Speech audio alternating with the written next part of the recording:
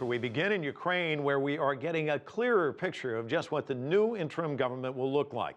Wednesday, nominees for key government posts were introduced in Kiev's Independence Square, including a potential new prime minister. CCTV's Jack Barton joins us now from Kiev with the latest. That's right, Mike. It would have to be said that it is certainly an eclectic mix, this new government, or the nominees for the new government.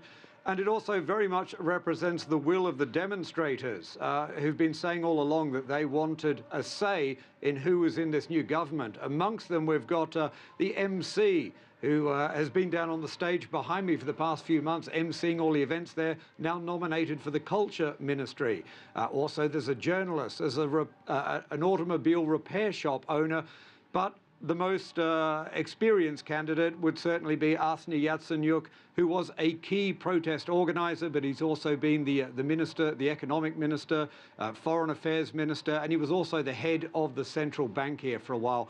And that is certainly the sort of person they're going to need in this government if there is any hope of bringing Ukraine back from the brink of economic collapse.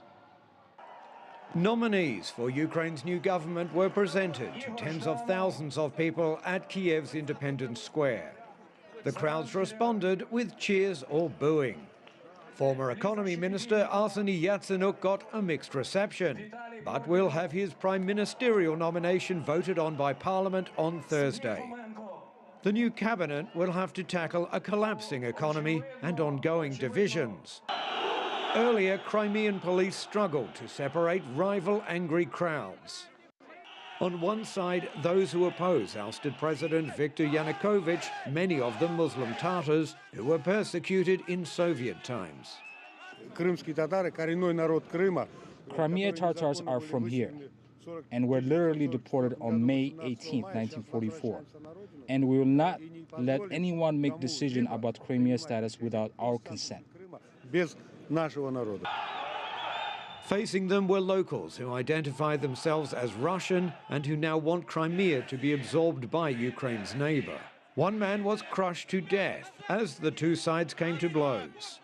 The violent clashes in Crimea came at the same time that Ukraine's interim president warned of what he called the real threat of separatism, and President Vladimir Putin put Russian troops on high alert for drills in the country's west.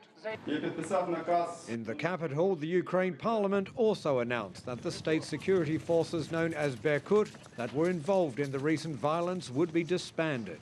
And in yet another day of fast-moving events, the parliament put ousted President Viktor Yanukovych on an international wanted list. Well, tomorrow they will face the parliament. They still have to be approved and sworn in there. It seems fairly certain that Arseniy Yatsenyuk will be approved. It's still unclear. There's likely to be some debate about whether some of those members who have no political experience at all are going to be sworn in. We're going to have to wait for tomorrow to find out really what the shape of this government is going to be. Jack, you mentioned that Yanukovych is on this international wanted list. Any idea where he is at this point in time? Do they have any idea? Well, we heard today from the head of Russia's Foreign Affairs Committee. He said he's not in Russia, and he actually said when asked whether he would be allowed into Russia, he said, well, I certainly wouldn't invite him. So it seems that he wouldn't get a warm welcome in Russia. We don't really know where it is. It is suspected he is in Crimea. We do know that he met with his former chief of staff there a few days ago, who was then shot in the leg as he left that meeting. We don't know the circumstances or what the motive was for that shooting, but it did seem to locate the former president in the Crimea. But the arrest warrant has been put out for him. Not only has he been put on that international wanted list, but also the legal framework is now being laid out to try and bring the former president before the International Criminal Court. Jack Barton, live for us in Kiev.